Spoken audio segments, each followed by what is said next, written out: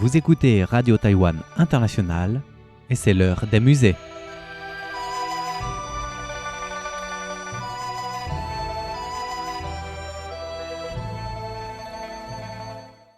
Chères auditrices et chers auditeurs, vous êtes en compagnie de Miao Yonghua pour l'heure des musées diffusée depuis Taipei, Taïwan. La semaine dernière, nous avons fini avec la forme de porte de pinceau. Eh bien, aujourd'hui, on commence avec Wan, le bol. Wan, le bol. Voici un exemple. Merci de vous référer aux images 1.1 et 1.2. Bol en lac rouge sculpté à décor de dragon et de caractères Wan et Shou. L'extérieur du bol est décoré de 2 dragons et de nuages qui se divisent par le motif de montagne et de mer et 2 médaillons avec les caractères Wan, 10 000 et Shou, longévité, respectivement au milieu. Merci de vous référer aux endroits où j'ai mis 2 flèches rouges dans l'image 1-2. Le travail au couteau tranchant et puissant avec ses marques ciselées est un excellent exemple de l'art sculpté officiel. Wan, Ba Wan, Gao Zu Wan, coupe ou bol sur pied. Voici un exemple. Merci de vous référer aux images de 1 à 2-4. Coupe sur pied, un lac rouge sculpté avec des scènes d'enfants jouant et marque du règne de Xuande.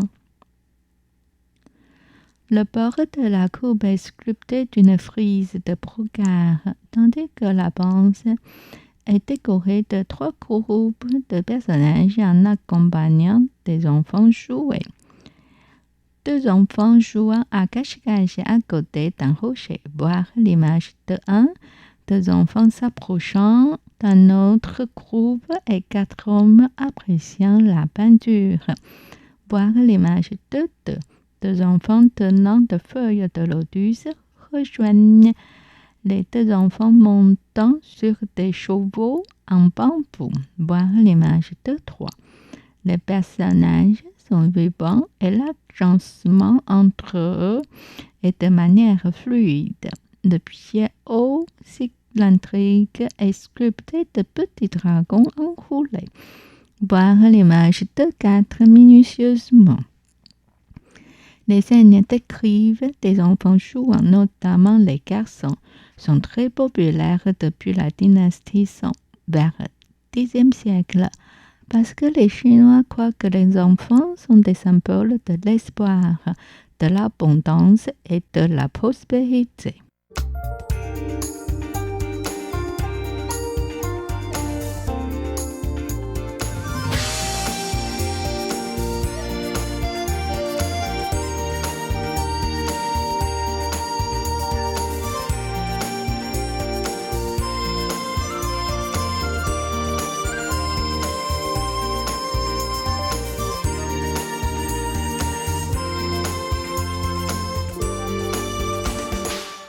Xia, case, pointe, petit cabinet, petite armoire.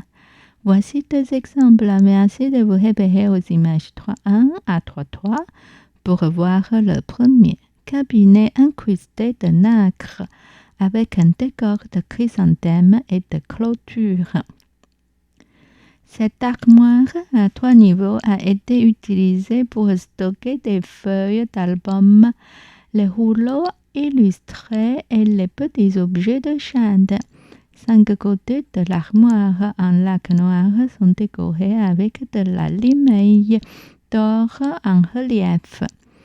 La décoration extérieure est composée de chrysanthèmes en pleine floraison derrière une clôture de bambou, complète avec campanule et des herbes d'automne.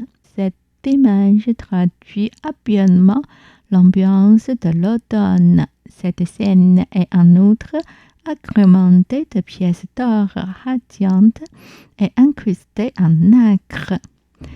Et le deuxième, s'agissant de boîtes rectangulaires en lac rouge sculptées décorés de pins, de bambou, de prunes et de cerfs. Merci de vous référer les images 4.1 à 4.4.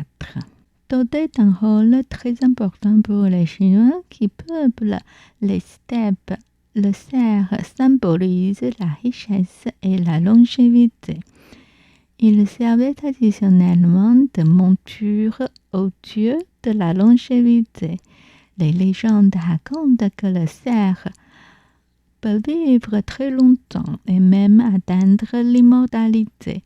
Selon ces récits, la fourrure de cet animal devenait grise lorsqu'il atteignait l'âge de 1000 ans, qu'elle devenait blanche comme la neige 500 ans plus tard et qu'il devenait immortel lorsque ses cornes devenaient noires. Une fois devenu immortel, le cerf ne se nourrissait que de lingzhi, le champignon de l'immortalité. Sur cette boîte, on voit que les cerfs sont séparés soit par des pins, soit par des pruniers ou par des rochers de taïrou. Ils sont dans diverses postures, accroupis, demi-accroupis, regardant en arrière, tête haute, etc. Comme montré dans l'image 4.3, le couvercle de la boîte montre un groupe de cerfs au bord d'une rivière, avec un motif d'eau en zigzag qui traverse la Seine de gauche à droite, avec des rochers de taïrou au premier plan à gauche et à droite, ainsi que des prunes, des pins et des bambous, et un cerf se trouve au milieu. Sur le fond moyen, un peu vers la gauche, une douzaine de cerfs regardent la rivière sous un pan luciférant, tandis qu'un cerf avec la tête toute redressée apparaît au loin devant le groupe.